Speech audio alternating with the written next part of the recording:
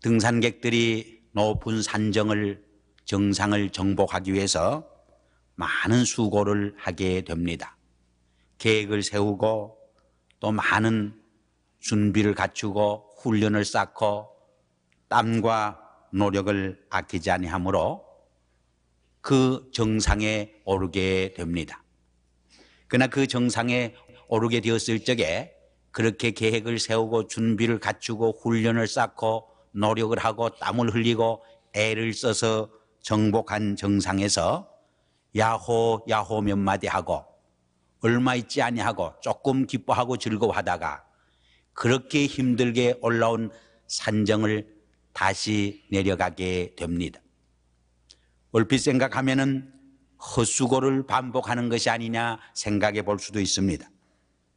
그 나이 때의 몇 가지 중요한 사실을 우리는 깨닫게 됩니다.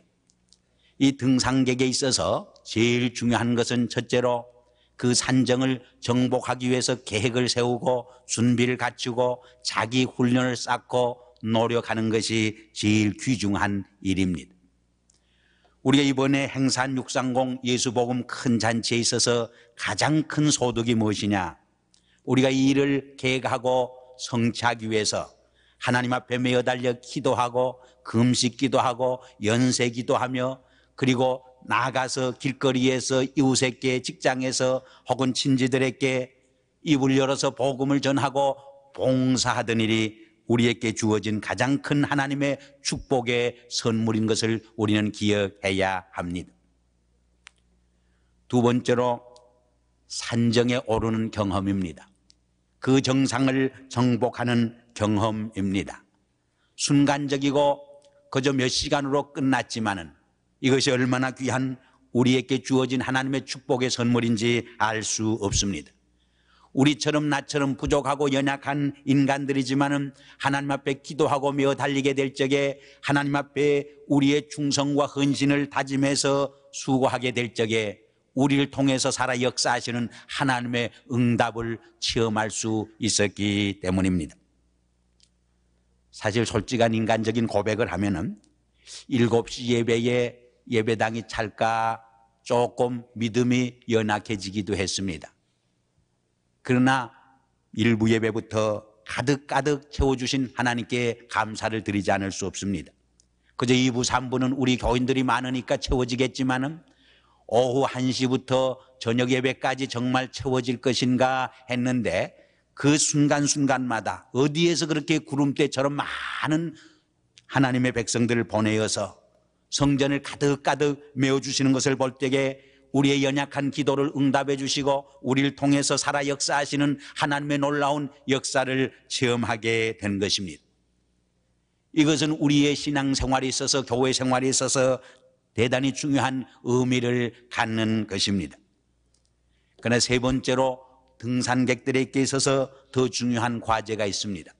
그 정상에서 내려오는 일입니다. 그 정상을 정복하기 위해서 땀을 흘리고 수고를 많이 하고 최선의 헌신과 노력을 갖추었기 때문에 정상에 오른 후에는 정상을 정복한 후에는 오히려 방심하기 쉽습니다. 오히려 지쳐 쓰러지기 쉽습니다. 오히려 릴렉스함으로써 거기에서 사고가 나기 쉬운 것입니다. 그러므로 오늘 우리에게는 큰 잔치 후에 어떻게 산정에서 잘 내려올 수 있느냐 하는 과제를 안고 있는 것입니다. 그것이 구체적으로 무엇을 의미하는 것입니까? 첫째로 이발루에이션입니다. 평가입니다. 이번 예수복음 큰 잔치를 통해서 우리가 배운 것이 무엇인가, 깨달은 것이 무엇인가, 얻은 것이 무엇인가, 어떤 점에서 잘 되었고 어떤 점에서 부족했는가, 우리가 냉철하게 우리의 예수복음 큰 잔치를 평가해 봄으로써 하나님께서 우리에게 주시는 교훈을 배우고 깨달을 수 있고 다시 한번 그 교훈 속에서 우리들 자신의 영적 생활에 옷을 가다듬고 결단할 수 있어야 한다는 말입니다. 두 번째로는 많은 분들에게 전도했습니다. 또 많은 분들을 주님의 성전으로 인도했습니다. 그리고 많은 분들이 예수 그리스도의 복음을 처음으로 듣고 결심하고 제 헌신을 다짐했습니다. 이분들을 복음 안에서 잘 양육할 수 있도록, 성장할 수 있도록, 그리스도의 성장한 분량까지, 장성한 분량까지 성장해 갈 수 있도록 양육하는 과제가 우리에게 남겨져 있습니다. 우리 예수복음 큰 잔치를 어떤 어머니가 아기를 낳는 일에 비유해 볼 수 있습니다. 한 어머니가 아기를 출산하기까지는 해산의 수고와 고통이 있습니다. 그러나 그 해산의 수고와 고통 후에 해산의 기쁨이 있는 것입니다. 한 생명을 잉태해서 출생하는 놀라운 큰 기쁨과 즐거움이 있는 것입니다. 그러나 그것으로서 어머니의 책임과 사명이 끝나는 것은 아닙니다. 오히려 어떤 의미에서는 그때부터 시작되는 것입니다. 예수복음 큰 잔치는 지난 주일로 끝나지 않았습니다. 어떤 의미에서는 오늘부터 시작되어지는 것임을 우리는 명심해야 합니다. 어린 생명을 바로 양육하기 위해서 어머니는 정말 그 생명을 부드러운 손길로 잘 돌봐줘야 합니다. 이것을 오늘 봉독한 데살로니가전서 2장 7절 이하에서 사도 바울은 유모가 어린 아이에게 하듯이 유순한 자가 되었다. 여기 유순한 자라고 한 말은 젠틀이라고 하는 영어 단어를 썼습니다마는 부드럽고 친절한 보살핌을 의미하는 것입니다. 우리 가지 예수를 믿게 된 새신자들은 아직도 어린 아이처럼 연약합니다. 그러므로 적은 일에 상처를 받기 쉽습니다. 적은 일에 실망하기 쉽습니다. 적은 일에 믿음을 다시 잃어버리기 쉬운 것입니다. 그러므로 부드러운 친절한 손길로 그들의 연약한 몸을 돌봐주는 것이 양육에 있어서 제일 중요한 첫째 과제가 되는 것을 우리는 기억을 해야 합니다. 두 번째로는 좋은 영양가 있는 음식을 제공해 주는 것입니다. 이것을 오늘 본문 말씀에 보면 복음으로 했다 하는 말씀을 우리에게 계시해 주고 있습니다. 우리는 한 생명이 그리스도 안에 들어와서 그리스도를 구주로 고백하고 그리스도의 말씀에 뿌리를 내리고 그들이 심령이, 그들의 영혼이, 그들의 인격이 예수 그리스도의 형상을 닮아 예수 그리스도의 장성한 분량에 이르기까지 성숙해질 수 있도록 우리는 말씀을 공급해 줘야 합니다. 말씀 안에서 뿌리를 내릴 뿐만 아니라 기도의 훈련을 통해서 점점 그들의 심령이 하나님과 영적 교제를 갖게 하고 예배와 성도의 교제 속에서 교회의 생활에 그들의 신앙 생활이 뿌리를 내릴 수 있도록 우리는 그들을 도와주어야 하는 것입니다. 세 번째로 오늘 본문 말씀에 보면은 목숨을 버리기까지 자녀를 사모하고 또 사랑한다고 말했습니다. 이러한 사랑과 희생의 양육을 통해서 하나의 성숙한 성년된 크리스찬으로서 성숙해지고 양육되고 교육되는 것을 우리는 명심해야 할 줄 압니다. 세 번째로는 전도의 생활화입니다. 만일 630 예수 복음 큰 잔치로 우리의 전도가 멈춰진다고 하면 무의미한 것이 됩니다. 우리의 전도 생활이 이 630 복음 큰 잔치로 출발해서 이제는 우리 일상생활 속에서 이것이 상활할 수 있을 적에 이번 630 예수 복음 잔치는 참으로 큰 열매를 맺게 되는 것인 줄 압니다. 우리 인간의 삶은 인간관계의 삶입니다. 가정에서 혹은 직장에서, 사회에서, 혹은 마켓에서, 거리에서 많은 종류의 사람들을 만나게 됩니다. 그러한 만남과 인간관계의 모든 상황과 모든 기회들을 하나님께서 내게 주신 전도의 기회로 포착할 수 있어야 하는 것입니다. 상대방의 영혼을 주님께로 이끌어낼 수 있는 기회로 하나님께서 나에게 주신 것을 알고 포착할 수 있는 슬기와 지혜를 지녀야 할 줄 압니다. 이발사는 늘 지나가는 사람들의 머리를 유심히 관찰하는 눈이 있습니다. 양복재단사는 늘 다른 사람의 양복을 잘 유심히 관찰하는 그러한 눈을 갖고 있습니다. 우리 크리스찬들은 늘 상대방의 영혼의 건강 상태를 진단하는 통찰력과 눈을 가져야 합니다. 그리고 그들의 영적 니들을 바로 통찰하고 꿰뚫어 볼 수 있는 영안을 가져야 합니다. 그리고 그들의 영혼을 심령을 그리스도의께로 이끌어낼 수 있는 기회로 포착할 수 있어야 합니다. 우리가 이러한 훈련을 쌓아가게 될 적에 언제나 어디서나 때를 얻든지 못 얻든지 많은 죽어가는 심령들을 영혼들을 하나님께로 이끌어내는 놀라운 생명의 역사를 나를 통해서 우리를 통해서 이룰 수 있다고 하는 놀라운 사실을 체험할 수 있게 되어지는 줄 압니다. 오늘 아무래도 미국이 독립한 제 215주년을 기념하는 그런 주일이기 때문에 우리가 미국 땅에 살면서 코리안 아메리칸 크리스찬으로서 미국 사회에서 어떻게 살아야 할 것인가, 이 땅에서 기하고 공헌하면서 사는 삶의 비결이 무엇인가 하는 질문을 한 번쯤은 던져봐야 할 줄 압니다. 저는 결론부터 말씀을 드린다고 하면은 훌륭한 크리스찬으로서 크리스찬의 가치관을 이 땅에 다시 심어주고 병든 잠자는 영혼들을 다시 일깨워서 그들의 생명을 다시 살리는 이 크리스찬의 증인이 된다고 하는 것, 그리스도의 증인이 된다고 하는 것, 이 증인된 삶이 가장 우리가 이 땅에서 코리안 아메리칸 크리스찬으로서 기여하고 공헌할 수 있는 삶의 비밀이라고 말하고 싶습니다. 그러기 위해서 우리가 미국을 바로 이해하는 것이 대단히 중요합니다. 미국을 바로 이해하기 위해서 미국을 공부하는 것이 대단히 중요한 과제가 됩니다. 얼마 전 한국에서 오신 어떤 목사님이 3주 동안 미국을 여행하시고 나서 하는 말이 미국을 이젠 다 구경했다는 것입니다. 미국이 이러이러한 나라라고 아예 판정 지어서 결론을 내리는 말을 들었습니다. 그때 속으로 제가 그런 생각을 해봤습니다. 제가 꼭 미국 땅에 만 20년을 살았는데도 미국을 알 것 같기도 하고 모를 것 같은데 그런 생각을 해봤습니다. 이 미국에 살아보면 살아볼수록 미국을 이해한다고 하는 것이 그렇게 쉽지 않다고 하는 것을 깨닫게 됩니다. 물론 지금은 정치적으로, 경제적으로, 문화적으로 세계의 리더십을 혹은 세계에 대한 영향력을 많이 상실하긴 했지만은 아직도 미국의 영향력이 세계 속에서 얼마나 지대하다고 하는 것을 우리는 잘 알고 있습니다. 지난번 걸프만 전쟁에서 미국의 힘이 얼마나 크다고 하는 것을 다시 한번 과시한 줄 압니다.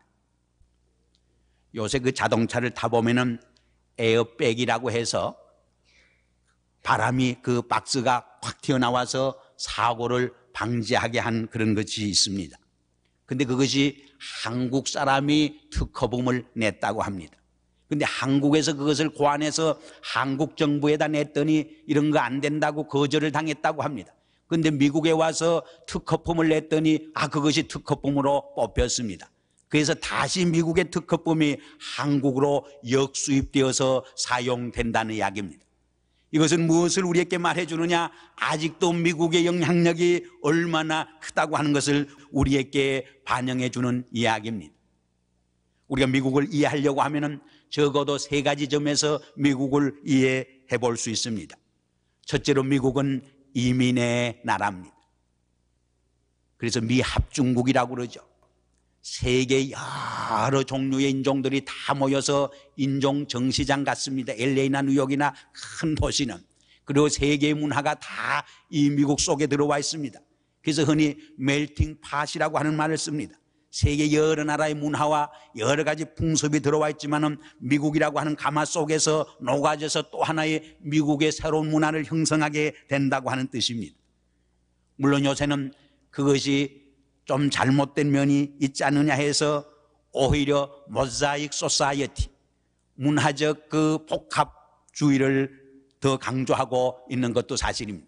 각 소수민족이 자기의 고유한 문화를 잘 살려서 오색 찬란하게 울긋부들하게 장식함으로써 미국이 더 아름다운 이러한 모자익 소사이어티를 이룰 수 있다고 하는 뜻입니다.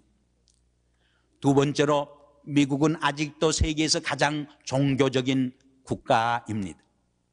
윌 허버그라고 하는 분이 쓴 책에 보면은 미국의 종교적 사회성을 너무나 잘 예리하게 파헤쳐주고 있는 것을 볼 수 있습니다.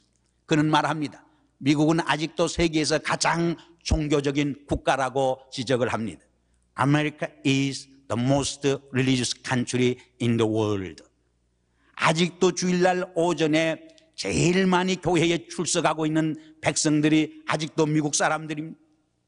몇 년 전에 발표한 통계에 의하면 미국의 인구 중에 68%가 신교입니다.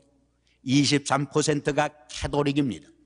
그리고 4%가 주이시입니다. 오직 나머지 5%만 다른 종교를 가졌거나 혹은 종교가 없는 백성들로 나타나고 있습니다. 이렇게 95%가 아직도 기독교의 가치관과 기독교의 문화권 속에서 살고 있는 모습을 우리는 볼 수 있는 것입니다. 아직도 대통령이 취임할 적에 성경 위에 손을 얹고 선서를 하는 나라입니다. 목사의 축복 기도 속에 대통령이 취임하는 날입니다.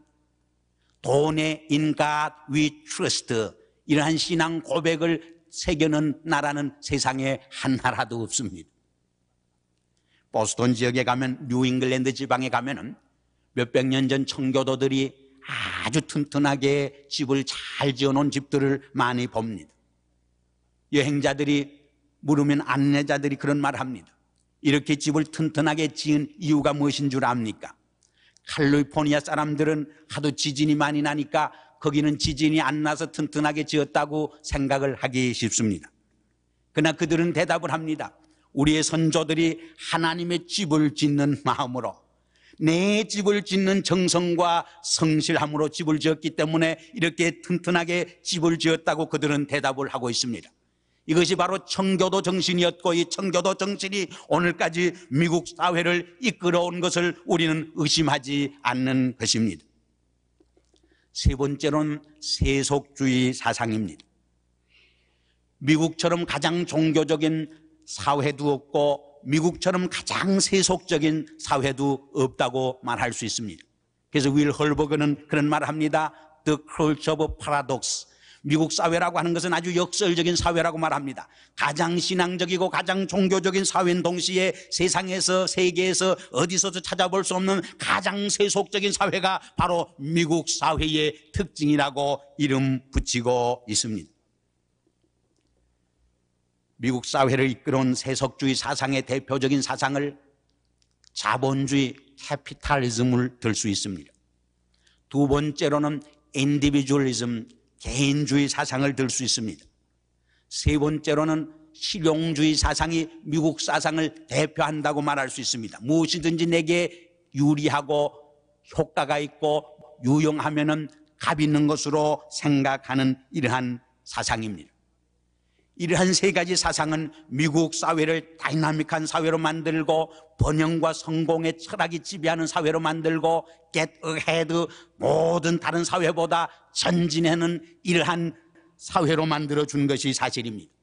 그러나 부정적인 열매를, 부정적인 영향을 미친 점도 많이 있음을 우리는 솔직히 고백하지 않을 수 없습니다.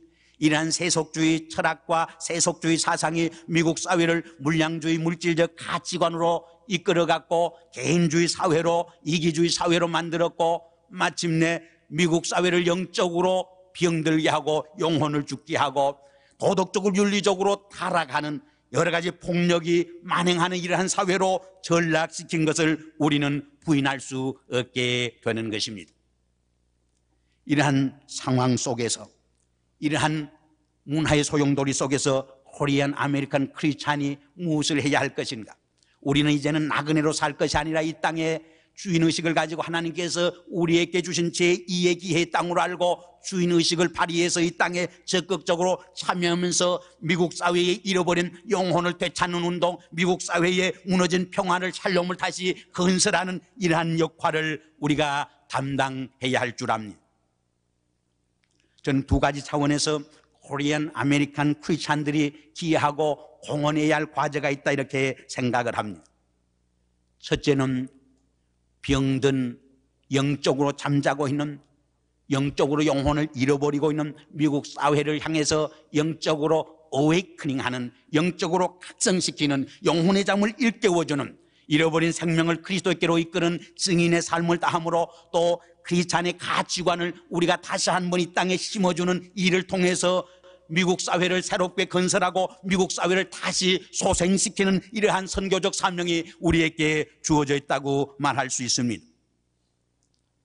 두 번째로는 코리안 아메리칸 크리스찬으로서 해야 할 또 하나의 중요한 과제가 있습니다.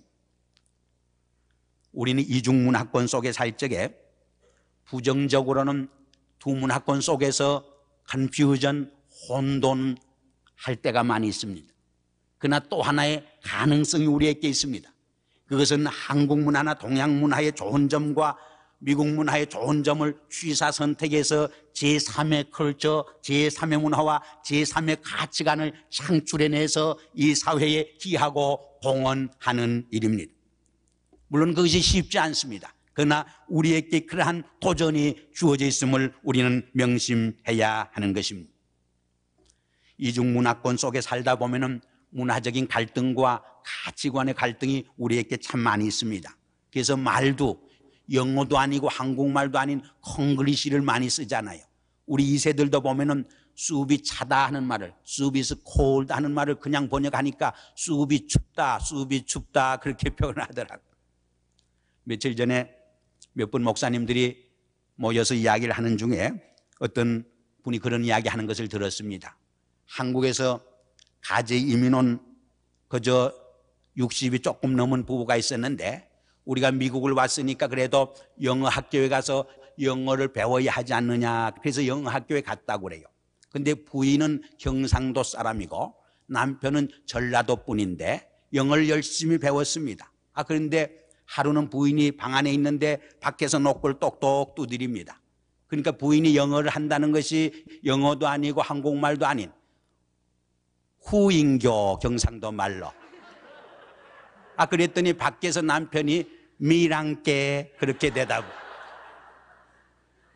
이게 바로 이중문화권 속에서 영어도 아니고 한국말도 아닌 어정쩡한 삶을 살아가는 이민자의 모습이라고 말할 수 있습니다. 그러나 우리에게는 또 하나의 가능성이 주어져 있습니다.